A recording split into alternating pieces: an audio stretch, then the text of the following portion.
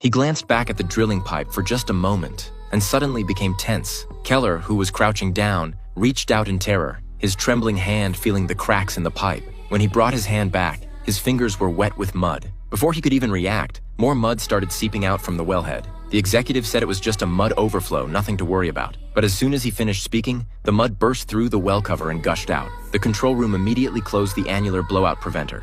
As the valve in the pipe closed, the mud surging up from behind was instantly choked off. At this point, everyone on the platform was in a panic, evacuating. Keller, who had been blown away, got up and quickly asked the control room what to do.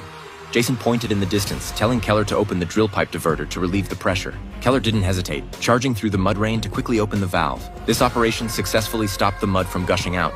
But no one could have imagined that this was just the prelude to this hellish disaster. Next, because the seabed activity released more energy, the restricted annular blowout preventer was directly shattered by the impact of high-pressure rocks. The unconstrained mud flow went straight to the diverter operating room along the pipe. Hearing the strange sound, the workers looked towards the valve, and the next second, mud sprayed out from the cracks. Seeing the alarm, the woman thought it was a routine error and wasn't too nervous. But the phone she called was not answered by anyone, as they were all trying their best to tighten the valve. The experienced workers kept shouting to run, knowing that something more terrible was coming, and the pressure value soaring to over 4,000 proved that their judgment was not wrong. Then, mud began to spray out from all the valves. The workers quickly loosened the valves to release the pressure, but to no avail. The largest blowout in human history happened. Seeing that the blowout was getting bigger and could not be reversed, Jason immediately closed the second annular blowout preventer.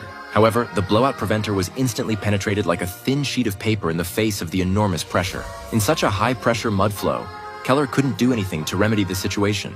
After several attempts, he found that the high-speed water flow was like a wall, and at the same time, the rocks brought out from the seabed were shooting in all directions like bullets. Seeing this, Jason quickly called for Keller to leave the scene.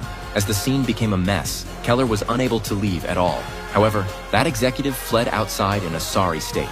But the most terrible things still happened. The gas alarm had already sounded completely, because along with the mud gushing out, there was also a large amount of oil and gas. When the thruster inhaled this oil and gas, it instantly went out of control. The turbine, rotating at high speed and rubbing against the air, had already turned red. As the rotating turbine stopped, it exploded instantly. In an instant, the entire drilling platform became a sea of fire. This thrilling movie is called Deepwater Horizon.